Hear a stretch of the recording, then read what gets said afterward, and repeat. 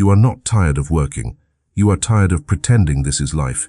You wake up, you move, you answer messages, you do what people expect, and somewhere inside your own routine, something in you has stopped participating. This is not laziness.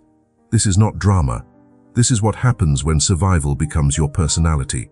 And maybe that is why these words feel too close. Stop surviving. Start expanding. Because deep down you already know you were not made to spend your whole life just getting through the day. I know that place. I know what it feels like to do everything right and still feel like something is wrong. You smile in public, then go quiet when nobody is watching. You handle responsibilities, keep promises, show up, perform calm, and still feel strangely absent when the day ends. Not because your life is visibly falling apart. Sometimes the hardest part is that nothing looks broken from the outside. People see someone capable, disciplined, reliable. They do not see the moment you sit alone and wonder when your own life started feeling like a role you learned too well. You follow routines on autopilot. You avoid questions about the future because they make your chest tighten. You keep saying, "I am fine," because explaining the truth would require you to admit how long you have been living around yourself instead of from yourself. You freeze when someone asks, "What do you want?" Not because you do not have an answer, but because the honest answer might disappoint the version of you everyone learned how to love. So let me ask you something you may not be ready to answer yet. What version of you had to die so the people around you could feel comfortable? There is something you already know, but still cannot say out loud. Maybe you feel it when you imagine leaving what no longer fits. Maybe you hear it in the silence after another day where you betrayed yourself politely. Maybe it arrives as a quiet pressure in your chest every time you choose peace outside and abandon truth inside. By the end of this, I want you to understand why continuing like this is not safety. It is slowness disguised as balance. But before we talk about what comes next, we need to name what is keeping you here. I know how easy it is to call this weakness when you are the one living inside it. You look at yourself from the outside and wonder why you cannot just be grateful, why you cannot just keep going, why a life that looks stable still feels like it is quietly asking you to leave. But I do not think you are breaking because you did not try hard enough. I think you are exhausted from holding together a version of yourself that was never fully true. You have been carrying an identity that knows how to function, how to please, how to avoid conflict, how to keep the peace, but not how to breathe with you inside it. And that kind of tiredness does not always look dramatic. Sometimes it looks like competence with no pulse behind it. Maybe you say, "I am fine," because "I am not myself anymore" would sound too heavy at dinner.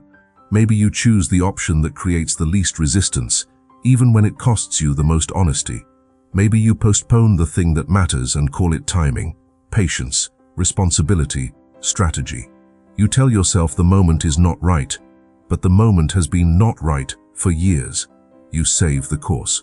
You draft the message, you research the move, you imagine the conversation.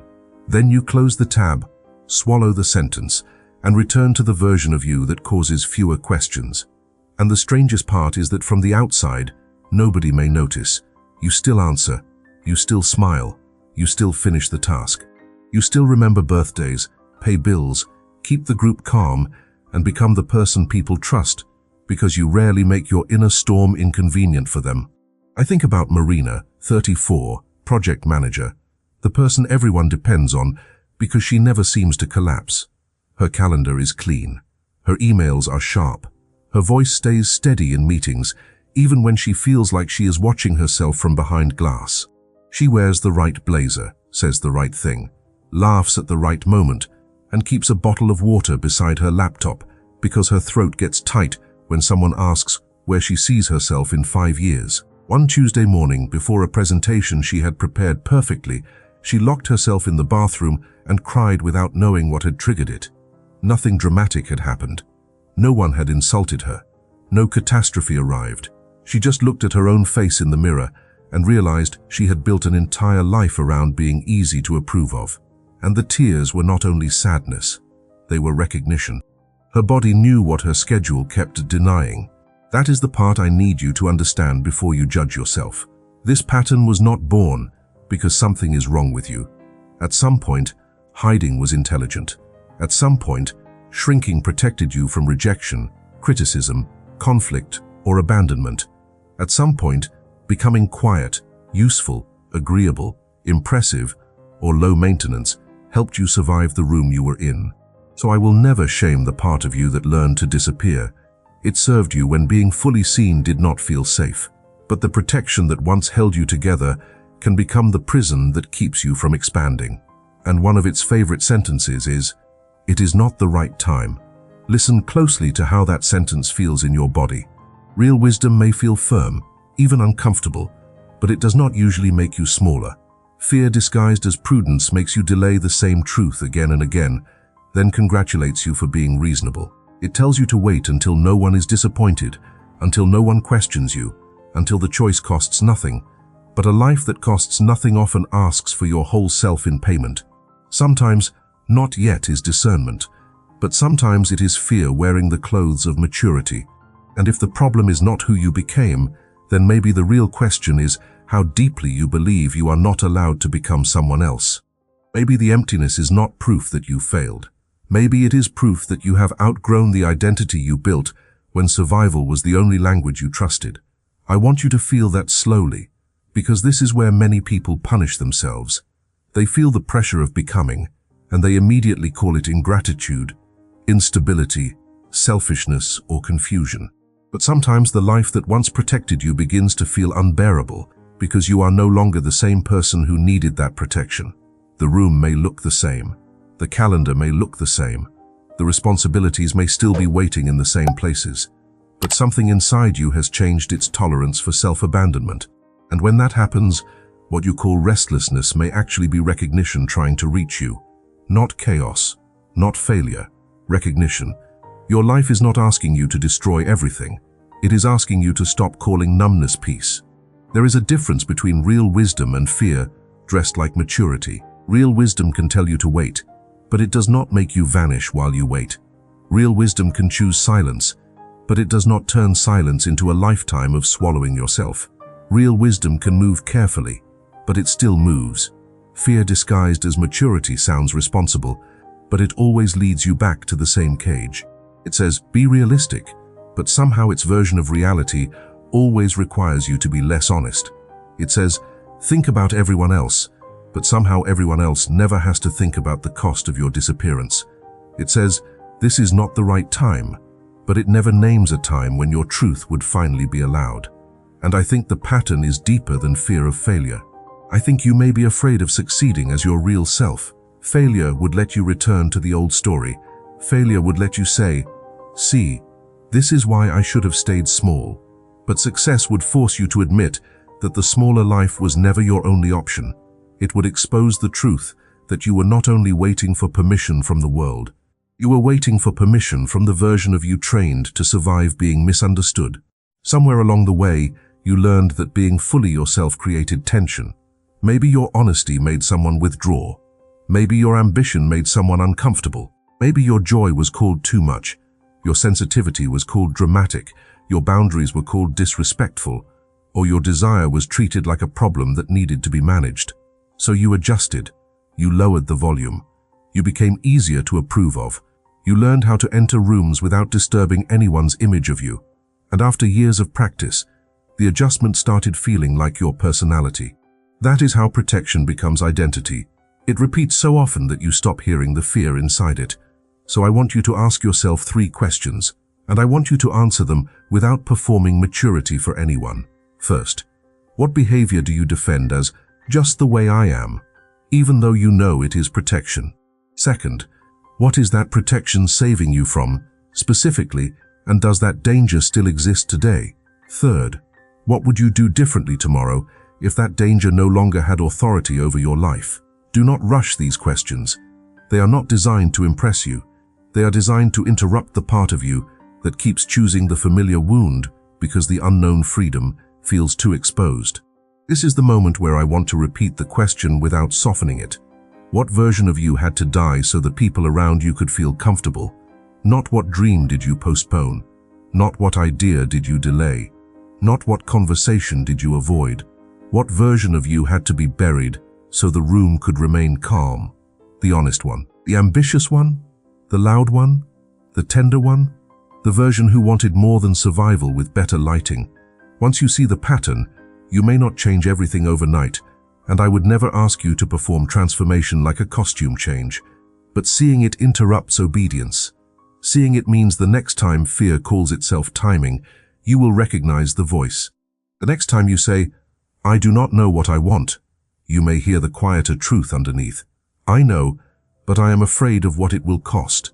And even that sentence is progress, because it is more honest than pretending you are simply confused. You are not here to become reckless.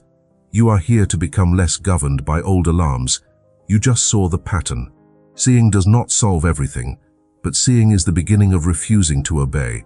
Before anything changes, you may need to breathe, not to fix yourself, not to decide your entire future tonight, not to announce a new version of yourself to people who only know how to recognize the old one. Just breathe long enough to understand what you have seen. When a pattern becomes visible, the first feeling is not always freedom. Sometimes it is grief, because you start remembering how many choices were made from an old alarm. You remember the invitations you declined because being seen felt unsafe. You remember the conversations you kept polite while your truth sat in your throat. You remember the dreams you made look optional because wanting them too openly felt dangerous. You remember how often you confused being low maintenance with being loved. So I will not rush you into becoming. I know what it is like to stand at the edge of your own honesty and feel relief and trembling in the same breath. When you stop resisting yourself, you do not become someone else. You begin recognizing the person who was buried under adaptation. It may start in the smallest moments, the ones nobody applauds. You notice your body tightening when you agree too fast. You notice your smile arriving before your real answer does. You notice the exact second you are about to say, "Whatever is easier," even though nothing about it is easier for you. That noticing matters. It is not dramatic, but it is intimate. It is the first place where expansion becomes honest instead of performative. You stop treating every uncomfortable sensation as an instruction to retreat. You stop assuming that tension means you are making the wrong choice. Sometimes tension means you are finally choosing without abandoning yourself first. Sometimes the tightness in your chest is not a warning to disappear. It is the body learning that truth can be spoken without turning into disaster. This is how you begin to separate an old warning from a conscious choice. The old warning is loud because it has repeated the same script for years. Wait, soften, explain, make them comfortable. Do not risk being misunderstood. It pushes you toward the familiar, even when the familiar keeps taking pieces from you. A conscious choice feels steadier, even when it is difficult. It does not need to erase you in order to protect you. Your body may still shake, but your actions become cleaner. You say no without building a courtroom around the decision. You ask for time without acting guilty for needing it. You want more without immediately turning that desire into a problem. Maybe tomorrow it looks like not answering the message in 5 seconds just to prove you are kind. Maybe it looks like saying, "I need to think about that," instead of offering an automatic yes. Maybe it looks like telling the truth in one sentence, then allowing the silence afterward to exist without rushing to fill it. Maybe it looks like choosing the awkward honesty that lets you sleep, instead of the convenient answer that makes everyone else comfortable. And then the shift begins to climb. At first, it is quiet. You choose the restaurant you actually want instead of saying you do not care. You stop laughing at the comment that makes you feel small. You let someone be disappointed without turning yourself into an apology. Then it gets stronger. You make the call. You close the tab you have been using to postpone the course, the move, the conversation, the beginning. You stop asking every old identity whether you are allowed to expand. You stop measuring peace by how little conflict exists around you and start measuring it by how little self-betrayal exists within you. This is not about becoming reckless. This is about becoming unavailable for the kind of calm that requires your disappearance. And the more you practice that, the more you understand that expansion is not noise. It is alignment with a pulse, a daily return to the self you kept negotiating away.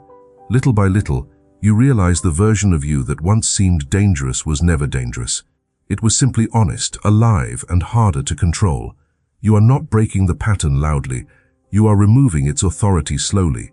You are standing at the edge now, not of a cliff, but of the version of you that stops hiding. You are not here because you need another reminder to be strong.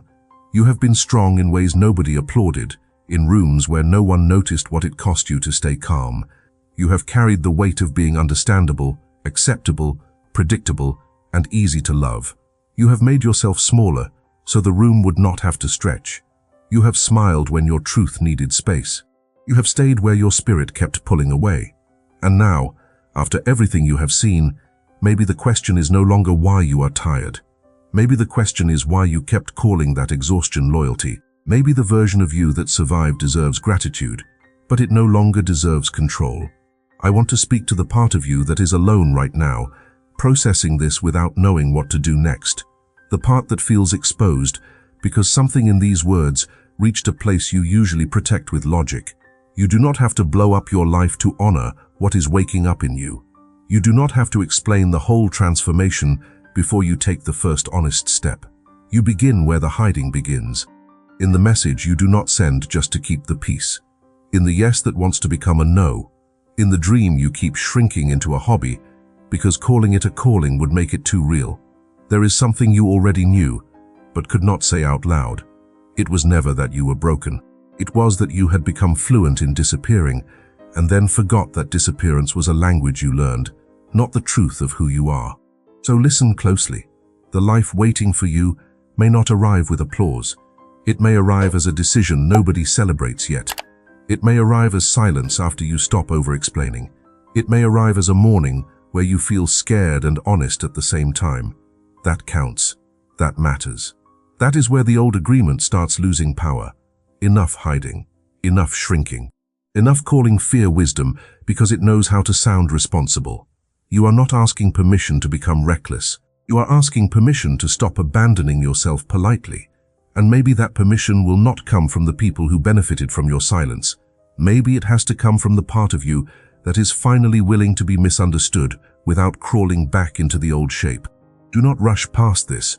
Let it reach the place in you that still believes expansion has to be earned through suffering. Let it sit with the version of you that survived by becoming acceptable. Let it tell that version, quietly, that the performance can end here. Not someday, not later, here. The final screen should feel like a mirror, not a command. Stop surviving, start expanding. And before you move on, let the sentence land with the full weight of everything you just remembered. You do not need to fix who you are. You need to stop hiding who you have always been. If this touched something in you, tell me, because I want to keep building this path with you. Follow me here. What would you have built by now if you had not spent so much time trying to be acceptable?